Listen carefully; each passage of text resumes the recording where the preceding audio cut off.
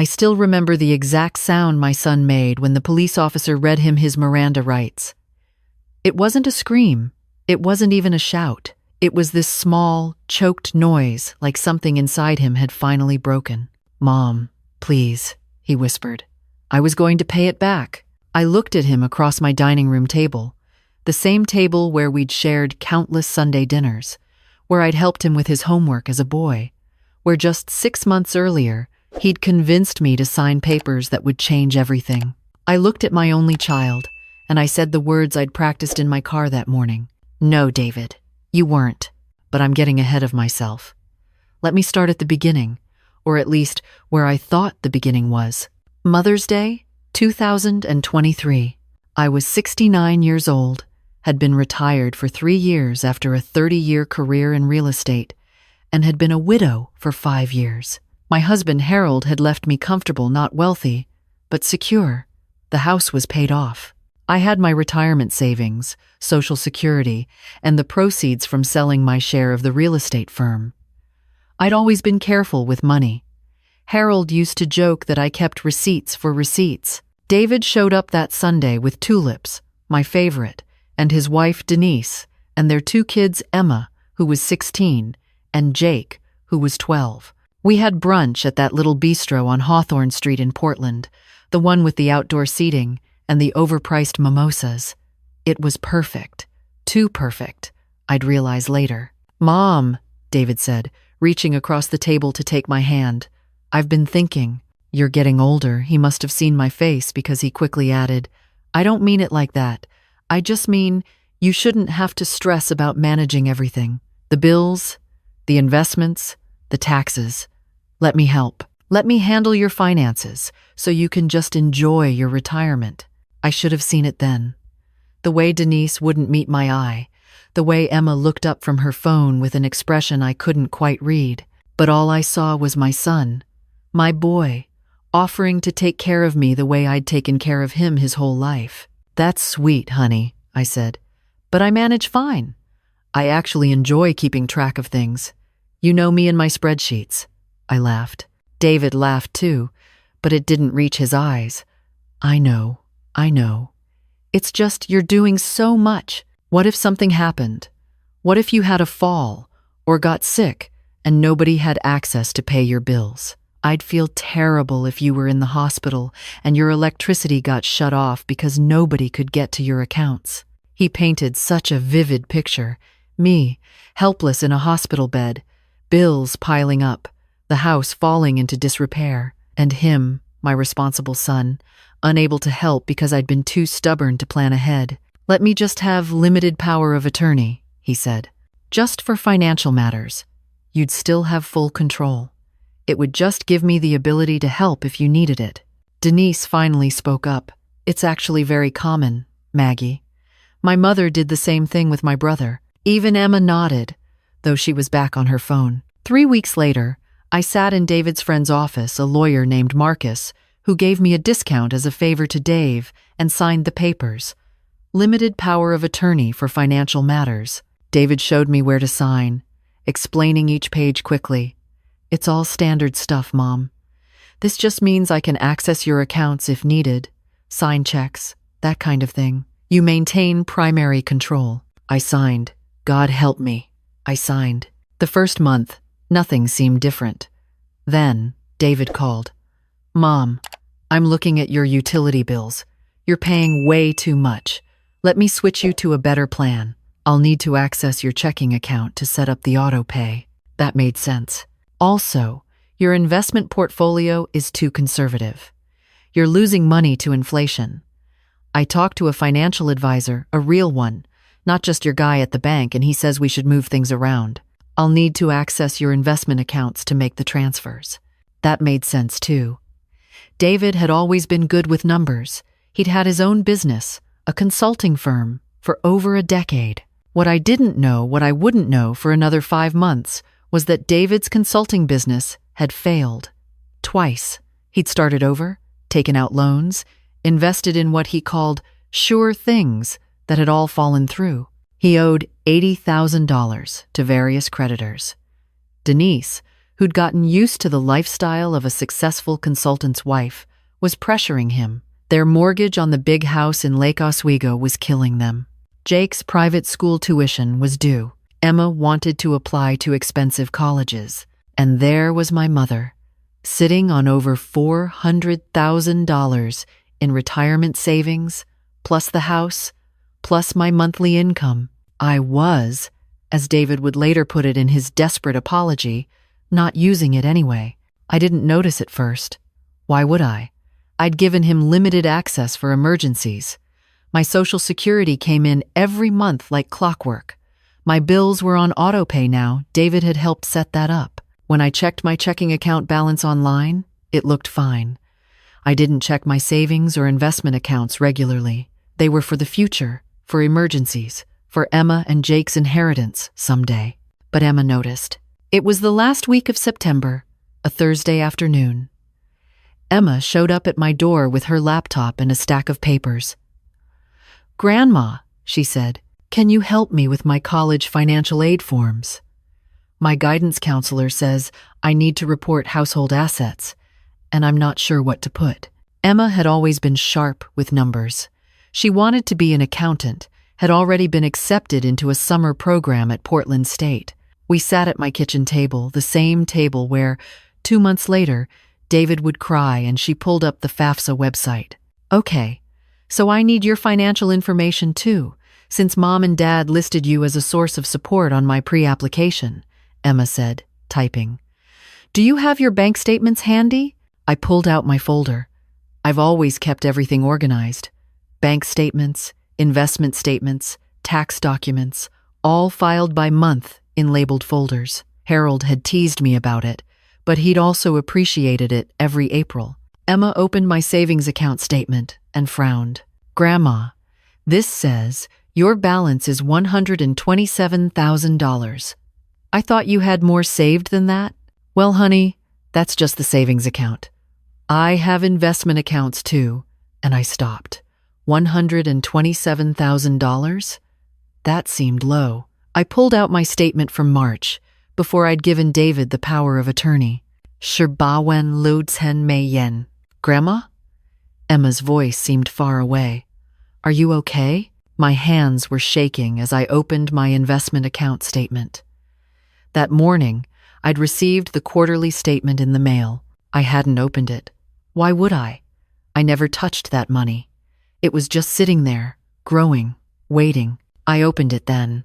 The account that had held $234,000 in March now showed $89,000.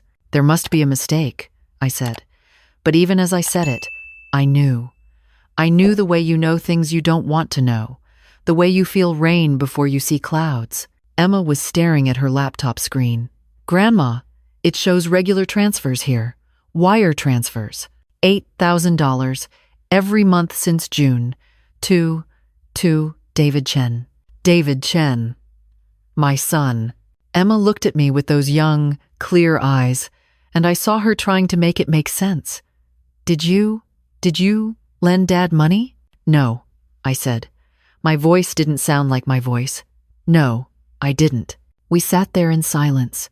I could hear Mrs. Patterson next door calling her cat. I could hear the refrigerator humming. I could hear my own heart beating too fast, too loud. "Grandma," Emma said carefully, "I think we need to check all your accounts." We spent 2 hours going through every statement, every transaction. By the time we finished, the sum was clear. $231,000, gone, transferred over 6 months, in careful, steady increments. Small enough amounts that the bank hadn't flagged them as suspicious. Large enough that within 6 months, he'd drained over half my life savings. But it was the transactions I saw that hurt more than the money.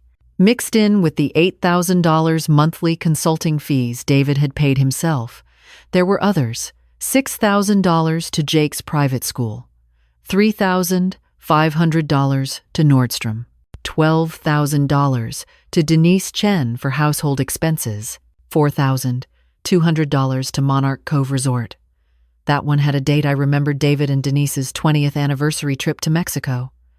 The trip he'd told me was a great deal through a timeshare presentation. He'd taken my money and bought his wife a vacation. Emma had gone very quiet. Finally, she said, "What do you want to do?" What did I want to do? I was 69 years old. I'd worked since I was 16. I'd saved, I'd planned, I'd sacrificed. I'd eaten leftovers for days to save money. I'd driven my old Camry for 15 years. I'd sewn patches on Jake's jeans when he'd torn them instead of buying new ones.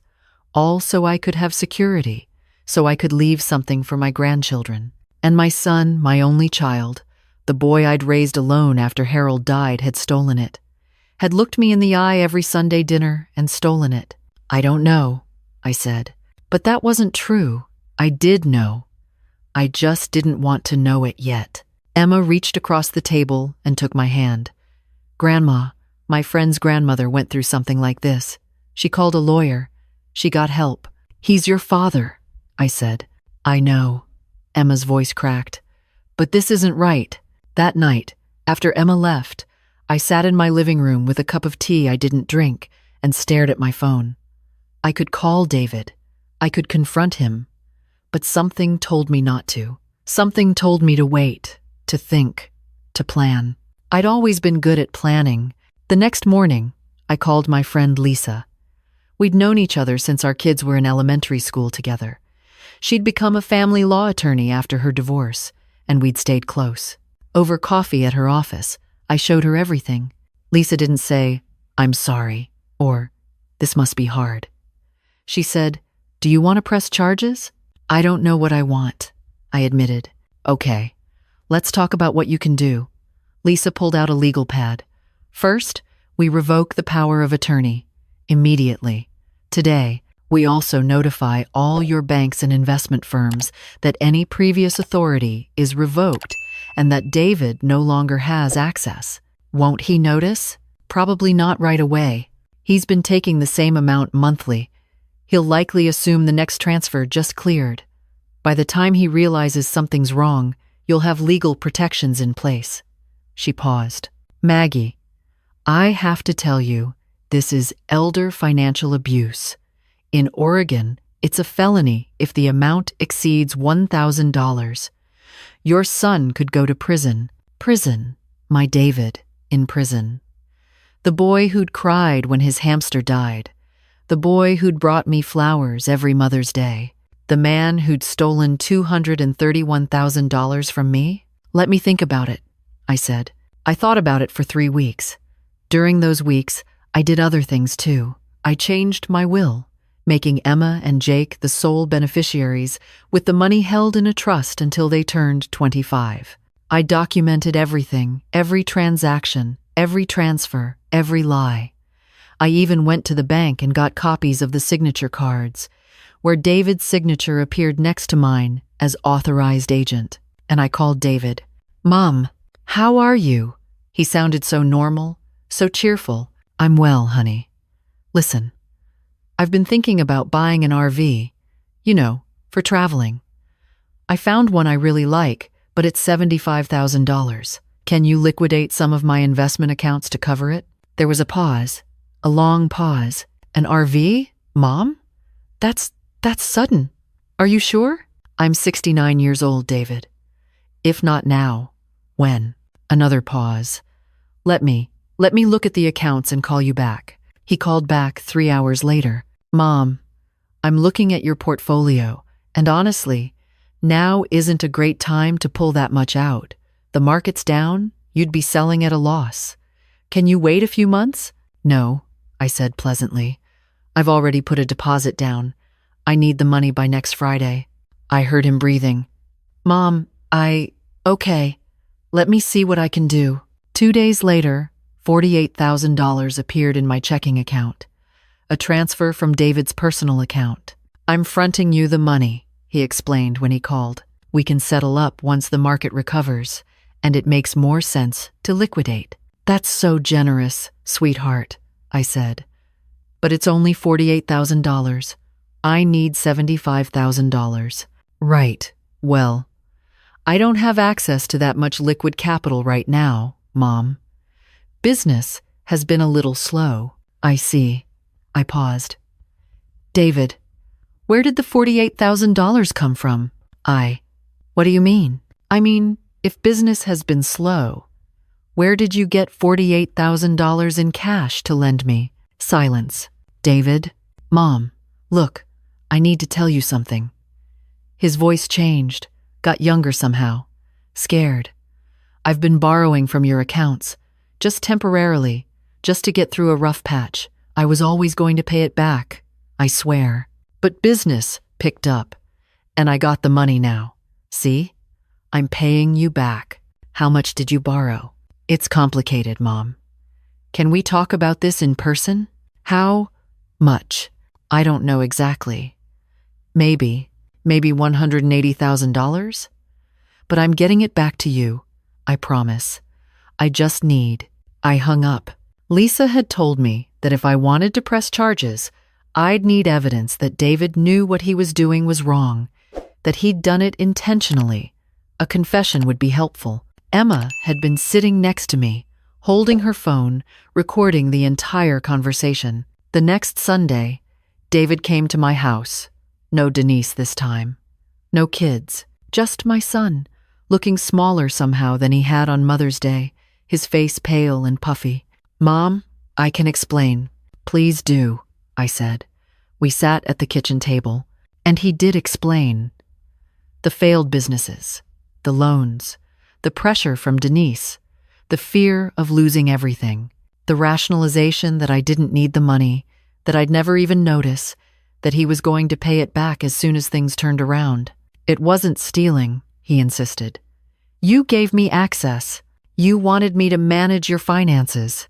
I wanted you to pay my electric bill if I was in the hospital, David. Not fund your lifestyle. I know. He was crying now, really crying. I'm so sorry, Mom. I'm so sorry. What can I do? I'll pay it all back. I'll sell the house if I have to. Just please don't tell anyone. If this gets out, I'll lose everything. My reputation, my career. Denise will leave me. You'll what? You'll face consequences for stealing from your mother? The doorbell rang. David looked up, confused. I'll get it, I said. I'd told Lisa to give me until 2 p.m. If she didn't hear from me by then, she was to call the police and send them over. It was 3 p.m. 2 police officers stood on my porch. Mrs. Chen? We received a call about a possible elder abuse case. I looked back at David, whose face had gone white. I looked at this man who'd once been my little boy, who I'd loved more than anything, who'd destroyed my trust so completely I wasn't sure I'd ever feel safe again. Yes, I said. Please come in. What happened next took months. David was arrested, charged with felony theft and elder abuse. He made bail. Denise left him, filing for divorce within a week. The house went on the market. David's lawyer tried to argue it was a misunderstanding, that I'd given permission, but the evidence was clear. The signatures on withdrawal slips I'd never seen. The transfers to his personal account. The recorded phone call where he admitted to taking $180,000. In November, David pleaded guilty to avoid prison time. He was sentenced to 5 years probation, 200 hours of community service, and full restitution. The judge ordered him to pay back every cent with interest. You betrayed the ultimate trust, Judge Morrison said at the sentencing. Your mother gave you access to her finances out of love, and you exploited that love for personal gain. This court takes elder abuse very seriously. David cried during the sentencing. That same small, choked sound. I didn't. After it was over, after the lawyers and the court dates and the reporters who wanted to interview the brave grandmother who fought back, I went home to my house, my paid-off house that David had once suggested I take out a reverse mortgage on for investment opportunities, and I made tea. Emma came over that evening. She'd gotten early acceptance to Oregon State, with a partial scholarship. The rest would come from the trust I'd set up, the money David hadn't managed to steal. How are you feeling, Grandma? She asked. How was I feeling? Sad, angry, betrayed, relieved, empty, full, older, stronger. "I'm okay," I said. We sat together in comfortable silence, and then Emma said, "Thank you." "For what?" "For teaching me." She pulled out a notebook, one of those composition books kids use in school. "I've been keeping track of everything, every financial aid form, every scholarship application, every budget. You taught me that." I recognized the notebook. It was like the ones I'd kept for years, the leather journal where I'd tracked every expense, every investment, every financial decision. The journal David had mocked as obsessive when he'd seen it. The journal that had saved me. "You know what I learned from all this?" Emma asked. "I learned that protecting yourself isn't selfish. I learned that trust has to be earned, even from family, maybe especially from family." She paused. "I learned that being kind doesn't mean being stupid." I took her hand. "That's exactly right." After Emma left, I sat on the edge of my bed and ran my hand over the quilt I'd sewn the year Harold died. Every stitch had been placed carefully, deliberately, with purpose. Harold used to say I approached life the same way, careful, deliberate, purposeful. David had counted on that. He'd counted on me being too trusting, too old, too embarrassed to fight back. He'd been wrong. I opened my laptop and checked my bank accounts.